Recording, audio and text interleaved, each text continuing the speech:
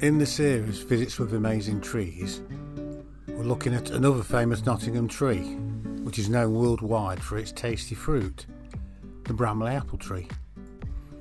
Now, the original tree which bore the first Bramley apple still exists in the Southwell Garden in Nottinghamshire and is now almost 200 years old. Now, this Bramley apple tree has a long history in the UK, starting from pips planted by a young girl to making science with cloning. The girl was called Mary Ann Brailsford, and she grew the tree from a pip in 1809.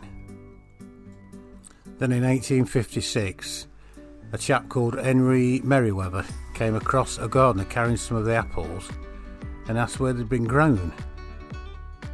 And the garden containing the apple tree now belongs to a butcher called Matthew Bramley.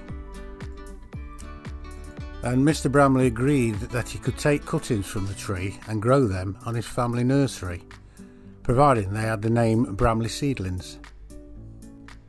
And the Bramley apple became one of the UK's most popular apple varieties, commonly known as a cooking apple as opposed to an eating apple, and it was usually used in fruit pies, tarts and crumbles.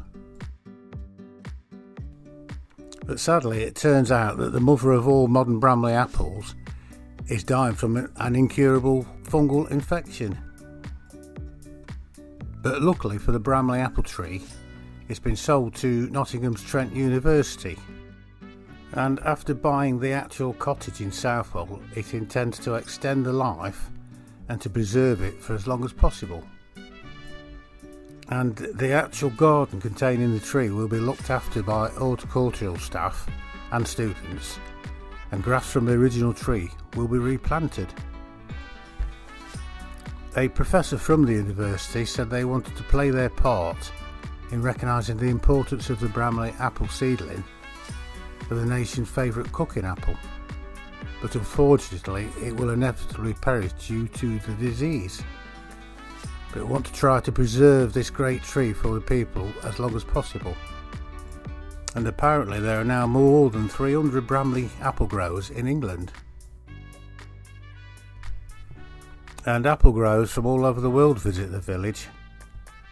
And one Japanese apple farmer said he nearly cried when he visited the tree,